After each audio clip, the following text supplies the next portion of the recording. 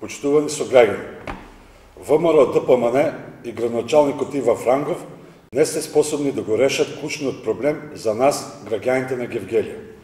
Водата загадена со арсен, опасна по живот на гевгеличани, воопшто не е загрижувачки факт за ВМРО ДПМН и градоначалникот Франгов. Наспроти сите укажувања на надлежните институции дека водата не е погодна за пиење, градоначалникот Франгов го игнорира овој голев проблем. Очигледно е дека нема јасен концепт како истиот да го реши. Воедно, со предвидениот буџет за 2015 година, ВМРО ДПМН и Франгов ќе потрошат 8 милиони денари за финансирање на неколку спортски клубови.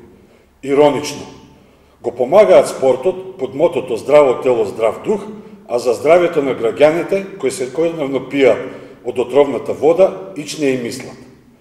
За замена на азбестни цевки во градот и населените места во буџетот за 2015 година предвидени се 5 милиони денари, а за изградба на фекални канализации само 6 милиона денари.